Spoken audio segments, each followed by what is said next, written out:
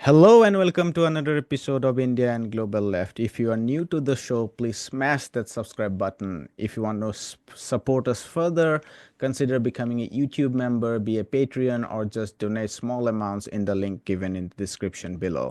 Either way, please watch the show, hit like, share, and comment. Without further ado, let me welcome our guest, Tings Chak. Tings is a researcher at Tricontinental Institute for Social Research, co-editor of the international edition of Wenhua Zhonghang, a journal of contemporary Chinese thought, and is currently pursuing her PhD at Tsinghua University in Beijing. Tings, welcome back to India and Global Left. Thanks for having me again. It's great to be here. The latest edition of Wenhua Zhonghang examines China's what you call ecological transition. Can you talk about Wenhua Zhonghang a little bit and why did you guys call it China's ecological transition? Sure. So the journal that we started, at least the international version of this journal, began in early 2023 as a collaboration between the Chinese journal of that name, which has its roots for the last 15 years of really trying to stimulate debate amongst the broad left of intellectuals in China. This was at the end of the 2000s, after a period where there was a kind of a decrease of those, left debates inside China. And so this space has been very, very important to gather those voices of a broad spectrum, I would say. And so in 2023, as part of Tricontinental, as well as then a Dongsheng project that I was helping to coordinate, we came together to do a version of this journal for international audiences in English, Spanish, and Portuguese.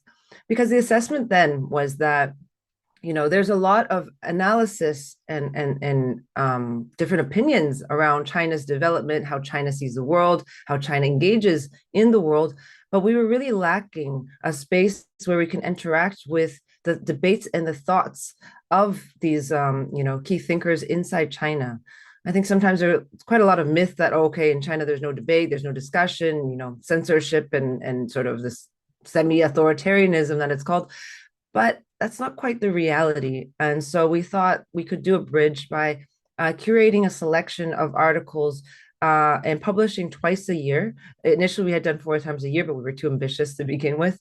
And select articles specifically for our Global South audience, the dialogue with the realities of the Global South, to explain a little bit about what China and the challenges and the sort of advancements in China, but also that engagement with the world.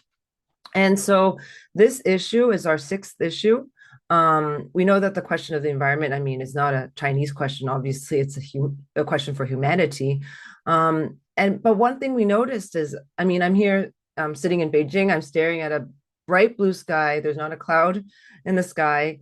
And I think this might not be the image that a lot of people have of Beijing, remembering that just a few years ago, the headlines that dominated the world really about China and about Beijing was the air pollution crisis. It was even dubbed the air apocalypse at the time, and you just have these images of, Beijing specifically, where children are walking around with, protective masks and there's like a bleak gray skyline. And this was sort of seen as, okay, the heavy industrial growth, lax environmental laws. This was just the inevitable ugly side of China's so-called economic miracle, and that it was sort of inevitable of the world. This is the price you have to pay environmentally. And I think that many people still see China that way. But if you live here, especially in the last few years, you see something much more dynamic that's happening. That's why we wanted to focus this issue as the editorial team on what we call the China's ecological transition. It's very much in a state of transition, as it always is, as this sort of socialist experiment. But we want to focus on sort of 3 areas that look at how the real side, this real cost, the environmental cost to China's rapid economic growth is being seen, as being addressed. How is it being also repaired in terms of restoration of these areas that are most vulnerable? And then also how we are looking at this transition to a new economy based on renewable energies, new energies that China has really taken a leadership in the years. But we can talk a little bit more, but that was a bit of what our editorial perspective was and why we came up with this international version of Wenhua Zhonghang. I want to start with your article. It was on, forgive me my pronunciation, is it Erhai Lake? Mhm. Okay, and I I think it's a good point to begin by you outlining what was the state of the lake prior to the restoration programs that you have extensively detailed. Um, and in some ways, that was the result of the growth that China had in the 80s and the 90s. So, can you talk a little bit about what kind of economic growth led to what kind of pollution across that ecology before you even talk about the restoration program so that we can understand the nature, scale, and the extent of the restoration programs better? Yeah, I think that's an important starting point. I just want to point out, first of all, is that this was an article that I co-wrote with Zhong, who is also a researcher at Tricontinental. And over the last couple of years, we had a chance to visit this region in Erhai Lake, and it's which is in Yunnan province in the south in China. And maybe just give a little background even of where we are in China. Erhai Lake is a huge lake. It's actually the seventh largest fresh water lake in China, so it's quite large and quite substantial as a not only a lifeblood of a region, but also historically has many significant for the local peoples there. And it's in the Dali prefecture, which is a prefecture in the province of Yunnan.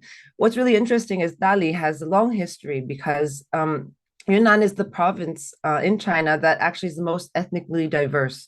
Remembering that China has 56 ethnic groups, Han being the majority, vast majority, but there's also 55 other ethnic groups. And in this region, and in Dali prefecture, over half of the population actually belong to ethnic minority groups, with the Bai people as the largest group there. So this city has had it was an ancient capital, has a long history, and anyways, I won't go into that. I just want to point to that specificities of the region. It's a really beautiful area filled with mountains. And so basically, in especially in the post reform decades, we saw that this lake increasingly get devastated by pollution.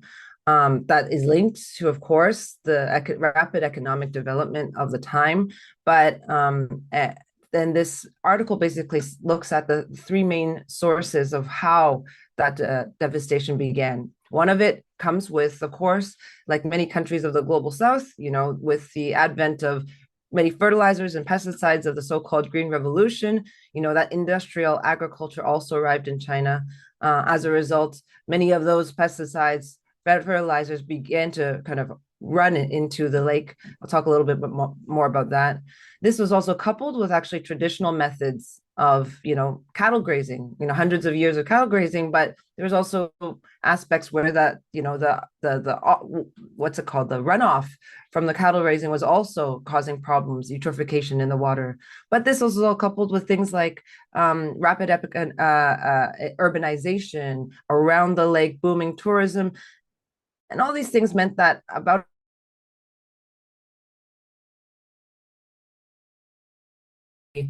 body of water that was unsuitable for human contact. That was actually what it was rated as, and subsequently lost a lot of the biodiversity and was in a very, very precarious stage. So that's more or less painting the background and also how it came to be so polluted.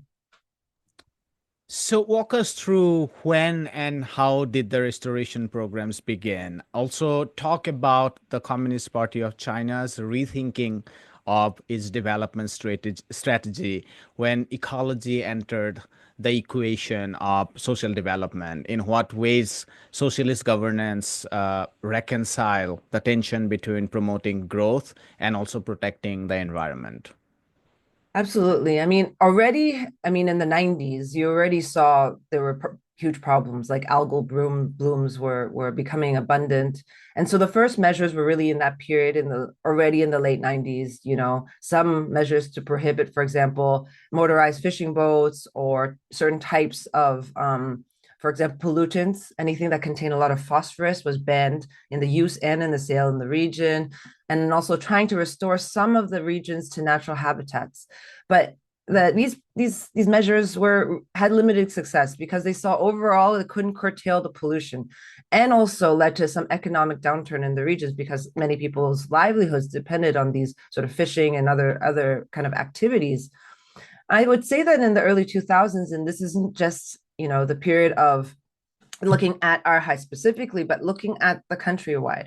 At that period, Pan Yue, who took office as a vice minister of the Ministry of Environmental Protection, this is very early days of this body, our political body.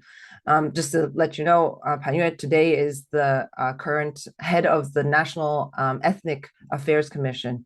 But back then, looking back 20 years ago, he was one of the youngest vice ministers. He completely transformed the country's approach to how environmental impact assessments were done. He was kind of seen as a kind of tough on, environmental crimes guy, in the sense that he, stopped, dozens of projects totaling hundreds of billions of yuan and placed huge fines for violators, and really kind of shifted that how the environmental protection was being done.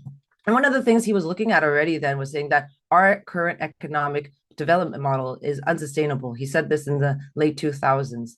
And he also said what's interesting is that's not only unsustainable, but that the environmental pollution had, and he said, severely constrained our economic growth. And so he was already reversing this notion that, protecting the environment is at odds with economic growth.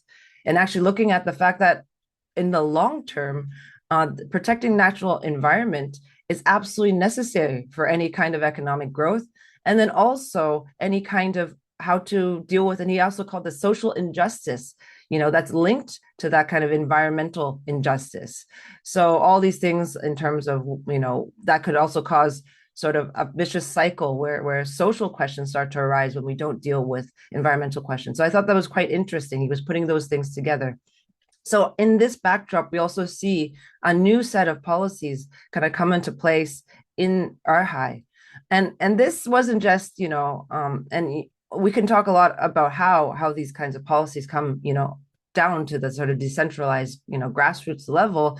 But this time was, some important scientists started to come to Arhai to study what was happening, look at the actual sources of pollution, and begin to give its findings and reports. Specifically, one scientist named Kong Hainan, he had studied in Japan, had returned, and him and his team put forth this a report of this, and this became took up to the national level. The state council, actually one of the highest bodies in the country, decided to say we need a national water pollution control and treatment program for Arhai, and that began in the late 2000s, and that was able to mobilize a whole set of government resources, scientific resources, local resources to be able to actually begin to make a plan, concrete measures locally on how to address this in a much more coordinated way, rather than the sort of piecemeal measures that have been done in the 1990s. We can go into a little bit more, maybe in detail, depending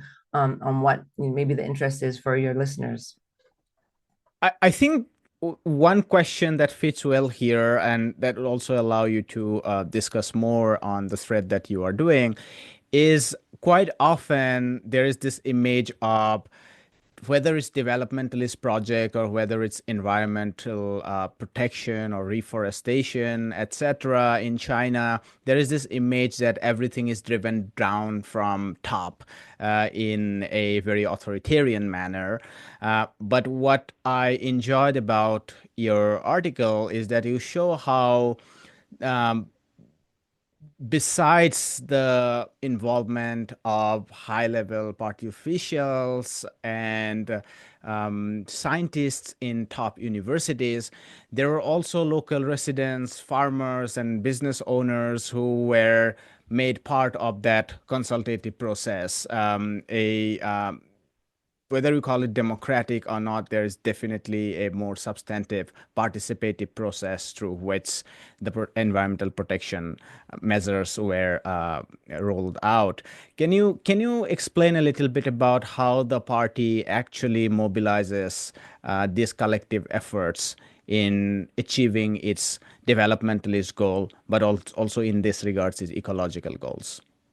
No, I think that's kind of at the core of why we wanted to write this article, because we were really fascinated going there to see that kind of mass mobilization and participation. And that was necessary. It wasn't just like, let's make it more democratic for, certain political reasons. Of course, that's part of it, but it's also necessary to achieve these goals. It's not possible as a sort of top-down measure to say, okay, from the center now, the central government is saying environment is important, and now everyone has to sort of run around and make it happen. It doesn't quite work like that. There's a lot of coordination between different actors. Um, and one of the things, I mean, I was mentioning, I'll give an example about, Kong Hainan, who was that scientist from a university in Shanghai.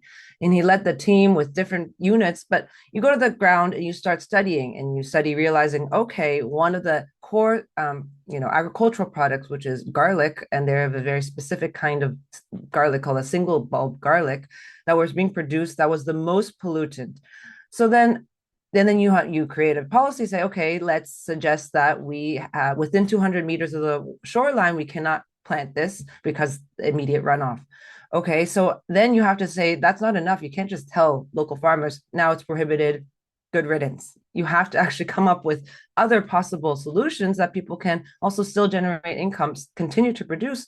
So it's also creating a set of, for example, other crop varieties, mostly fruits and others that are more ecological friendly, that can be suitable for the region, and then try to encourage local residents to start planting that way. But of course, there's going to be resistance. People have done a certain way of planting. People are usually resistant to change unless they actually understand why. So even scientists like Hong went around, and he wasn't just there to take the measurements and then sort of file a nice report. He was there knocking on the doors of people's homes, talking with the peasants, also trying to sort of educate and get educated as well. It's a two-way street about why is it that certain methods are being used for planting, how to convince people, build trust so that there's other ways of planting. I mean, this is like kind of daily grassroots work, but you can see this not only from scientists or the party leaders. There was all kinds of people that were involved, and it was interesting, because obviously local party leaders have an important role to sort of take a leadership, right?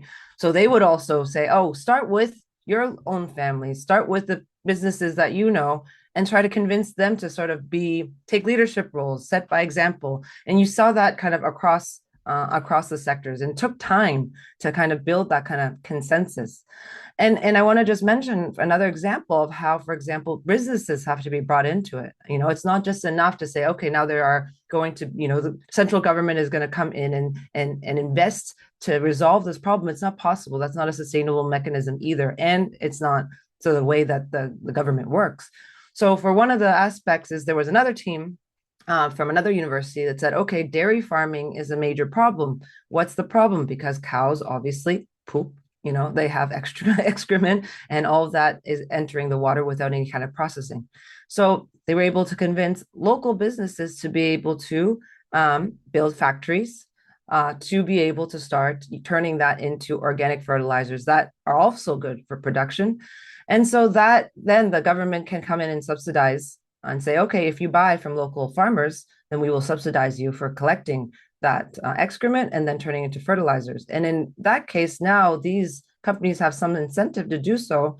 They have set up these collection centers in every single village around the Arhai Lake.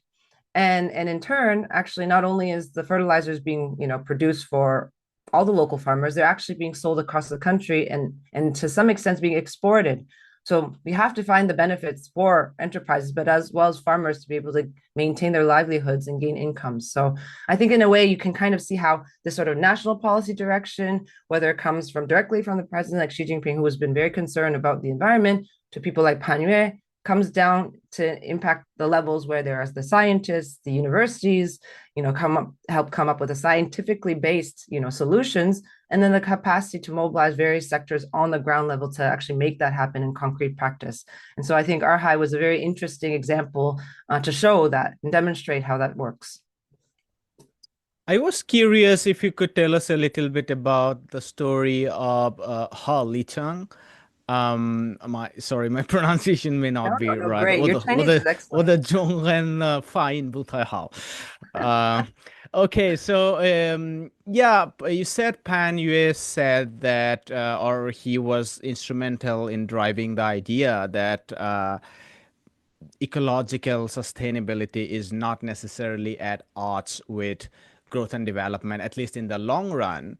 And I felt that the long story that you discuss about Hao Licheng tells us how eventually, after a tortuous path, uh, he made good money. Can you tell that story? Yeah, I mean, he is really a wonderful local leader. He's a local resident that in this process has really come up as a local leader, you know. So he is a very typical comes from a typical resident that comes from a peasant background, that comes from a farming background. You know, he grew up on the lake. He tells stories about how in the 70s and 80s, you know, there's a certain type of a plant that grows in the lake and they would pick those and cook them and eat them. It's a local delicacy, you know. And then he also witnessed how that turned into a toxic pond, really. So his life is completely wrapped up into the, you know, the ebbs and flows literally of the lake, and including all the difficult moments. So, and then initially he was a fish farmer, you know, he's a fisherman. He grew up, that's his income, his family's income. But as I mentioned, remember in the 90s, there was already initial phases that meant, you know, banning motorized fishing and certain kinds of fish farming.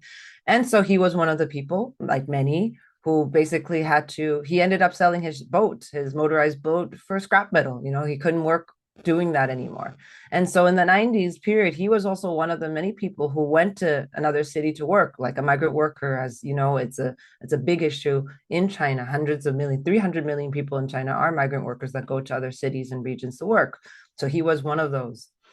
And then at some point in the 2000s, he came back, and he decided to open up a guest house, because at that time the government had a project called the Village to Village project, with connecting through roads all these, you know, the village infrastructure. And so that, you know, made it possible to open up a guest house, because now people could get there more easily, and tourism was starting to boom.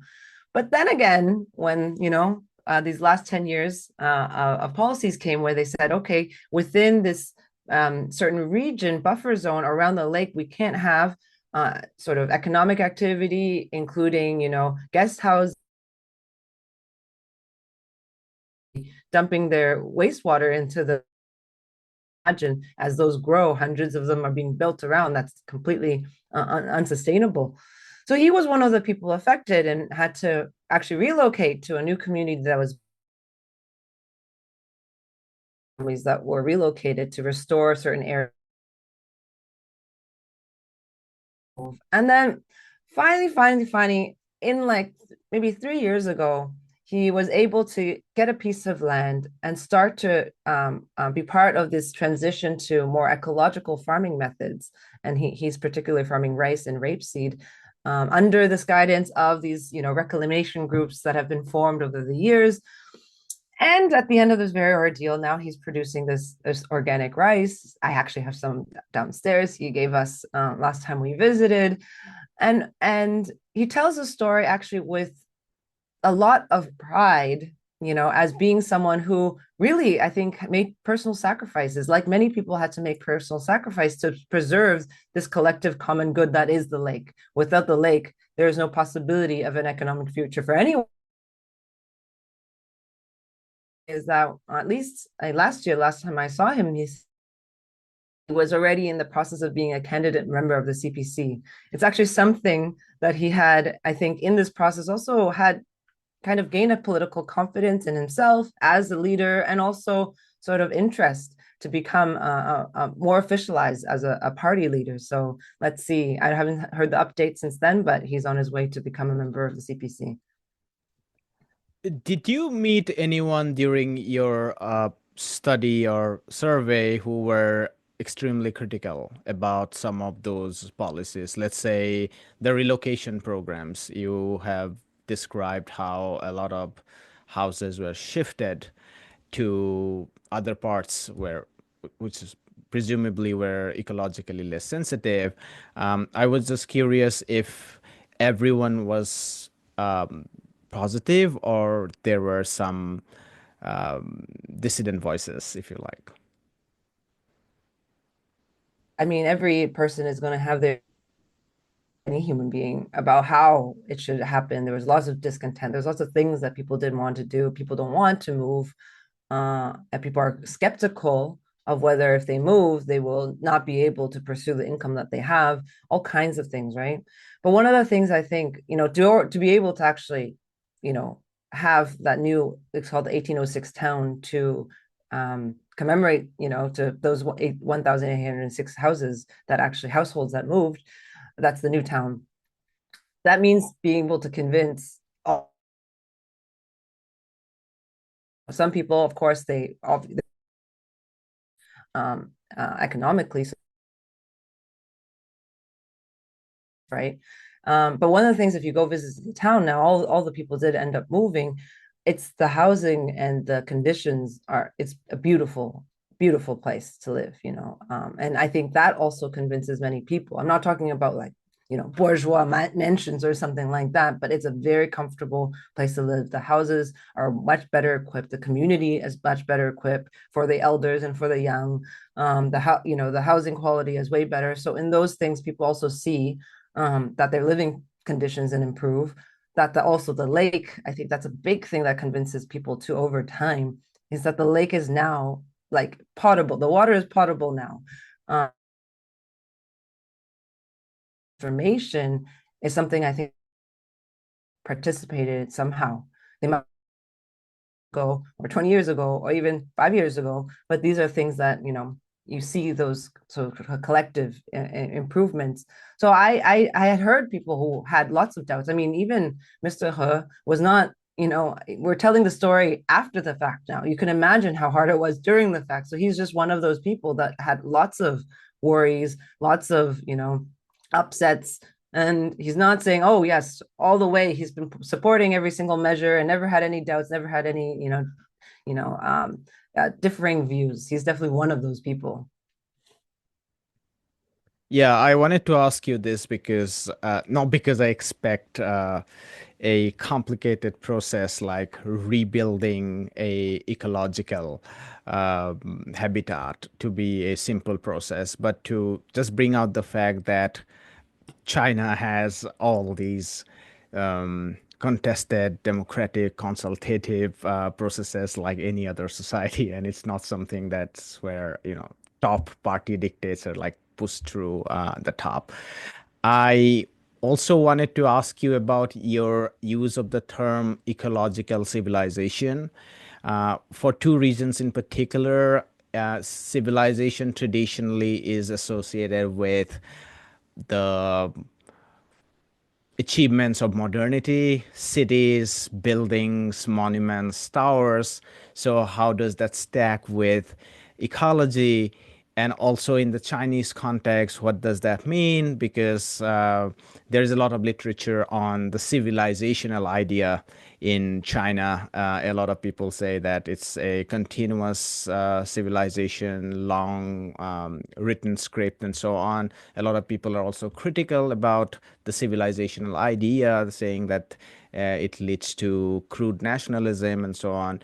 So, if you could elaborate a little bit about your choice of the phrase or the category ecological civilization, and what does it mean specifically in the Chinese context? I mean, I think in the recent years, we've heard a few sort of new terms, such as ecological civilization, such as another one that's quite hard to translate, though it sounds like a poem, is green mountains and clear waters. They're very evocative terms, but I Did you think there's quote President Xi Jinping there? I mean, it is a thing he coined, but now it's become a sort of a policy guidance from the high level of how environmental policies are run. But I think, in a way, these terms they quite sound quite evocative, but they can be quite abstract and hard to understand outside of a Chinese context, or even within a Chinese context. How does that materialize, on the ground? They sound very, very kind of engaging. I think. Um, I think Arha is, in a way, a good example. in that how does that, as we talked about earlier already, that political vision guide a policy, then become a concrete campaign or program on the ground. And so these kinds of ideas of ecological civilization, especially this green mountains and clear waters, which is another one I think that they're very connected, is something that Xi Jinping has been promoting for 20 years. Back obviously before he was president, when he was still the secretary of Zhejiang province, um, the party committee at the Zhejiang province. And so he was already promoting this idea, I think similar to what Pan Yue was saying, the idea that, to preserve these green mountains, clear waters is just preserve your natural environment is um, is part of being able to preserve an economic path, development path forward, and that the environment is the basis of that prosperity. So I think that's been pretty consistent.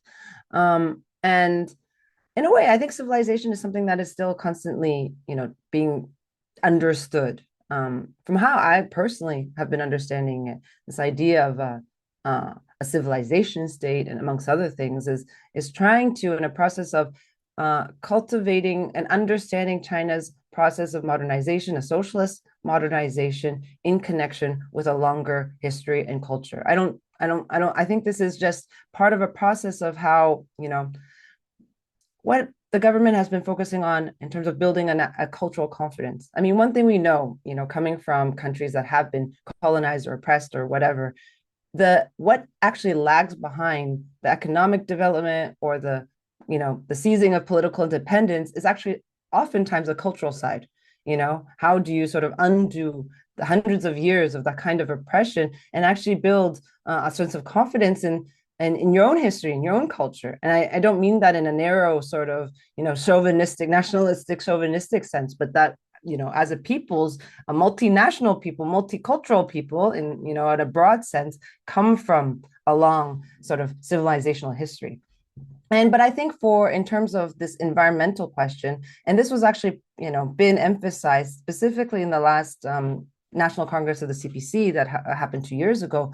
China was really putting forth this idea of what is this Chinese model of modernization. And within that, they put in 5 key elements. And I won't go through the whole list, but one of them was the harmony between humans and nature. And that is a necessary condition in order for any country, particularly in China, for such a large country, large territory and people, to pursue a modernization path. And I think that's what's quite interesting here is looking at a searching for, it's not found yet, it's searching for another path, an alternative path to a Western development model, because with that comes a very strong critique of what's called the old path of colonization and plunder that has been marked by the Western modernization model. That can't be the possibility for China, and nor should it be for other underdeveloped global South countries to exit that state of underdevelopment. So I think what's being at stake is that kind of development path, but something that also considers how does the environment, ecology, factor into that. We know that that's absolutely necessary. That was learned through the last 30, 40 years. And so anyways, I think that this long roundabout answer, it's something that is still being tested and practiced, on the ground. Yeah, I want to end this by asking you a question that I think you have partly already addressed in your last response, but still a lot is being talked about Global South cooperation. And I was wondering what Chinese experience and, learning from balancing growth development and ecology can help other global south countries, given the problems they face are very similar. Enormous population pressures on land, um, you know, employment that are very critical to people, settlements, and so on. Also attracting tourism, but not degrading the ecology. So I was just curious if this model has become a kind of national model for China, and if that could even go further out of China and help other global south countries in their preservation of ecology. Yeah, it's always I think, difficult answer to be specific about because China's model isn't really can't be a cut and paste model. I don't think it aims to be that. Also factoring in some the historical conditions, like first and foremost, China underwent a revolution and through a process of huge decades of social and economic transformation, of land reform. The country is run by a Communist Party. It's a massive country, both in territory and in population. I think that those that many global south countries face are the same, and many of the challenges are the same. Sometimes how to respond to those challenges are really, really particular to China's political and historical conditions. I'm not trying to evade the question, but it's just can't avoid that. When we see these kinds of campaigns, I mean, we've talked in a previous episode about the poverty alleviation campaign that also repeats many of this sort of mass mobilization led by the party, and how it resolves some of those concrete problems, be it environment, being hunger, being poverty. I think linked to the previous question is that it is, I think what's at stake is this search a viable development path.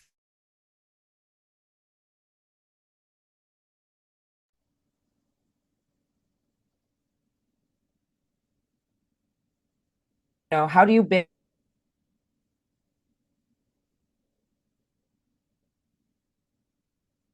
has been like imposed on us from centuries of colonialism and imperialism, and then to also simultaneously build our productive forces, fight hunger and poverty, protect land, water, and air.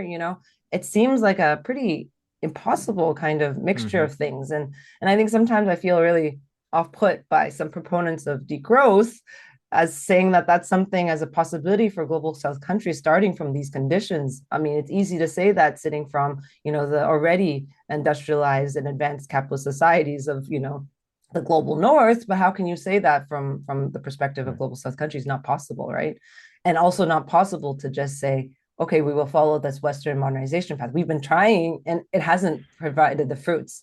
And it's been, I think, a moment where I think a lot of global south countries are actually awakening to say, hey, we've been sold a bad deal, Right. and we're not going to go all start, colonizing, occupying, and sort of, creating wars just to be able to get the resources. And we need to enrich our own societies. But anyways, I think what can be done is that China's definitely made some achievements and came with lots of mistakes. Hopefully, even the purpose of writing this article or producing collectively this journal is to be able to at least provide some bridges, to be able to learn from some of those lessons for other global south countries, and see what is it that could be applied in the concrete realities of the people who know the realities best. So I hope I wasn't too evasive, but that's the larger kind of goal, hope for the global south.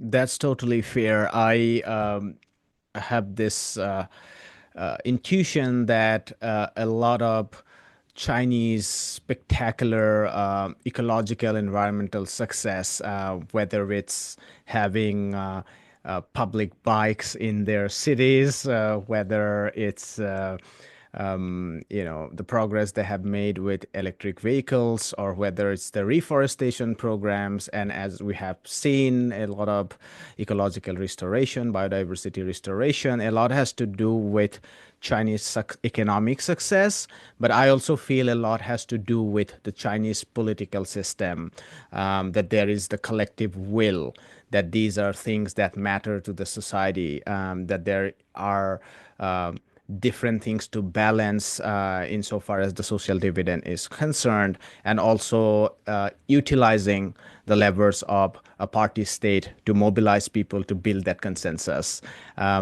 Tings Chak, it was a wonderful time to have you on, and thanks for joining. Thanks so much for having me and look forward to our next conversation. Oh, I'll just say one thing is that for those of your listeners who want to read it, you can check it out online. And there, because you brought up electric vehicles, there's a fascinating article on the development of the electric vehicle industry and how it came to be and how it differs from the whole combustion engine and how that arrived into China. And then another one that's more let's say, poses a series of questions more than anything. How does China really de-addict itself from a kind of industrial model of agricultural production towards something that's more ecological? And so I think it poses some of the successes in some ways with the, you want to read it, and also let us know what you, I'm going to chase some of those authors and try to get them here to, discuss their articles. Um, Once again, thanks, and hope to see you soon. Hi, my name is Ayushman. I, along with Jyotisman, have started this platform. In the last 2 years, we have tried to build content for the left and progressive forces. We have interviewed economists, historians, political commentators, and activists so far. If you have liked our content so far and want us to build an archive for the left, I have two requests for you. Please do consider donating for the cause. Link is in the description below. Also, if you are not able to do so, don't feel sad. You can always like our videos and share our videos to your comrades. Finally, don't forget to hit the subscribe button.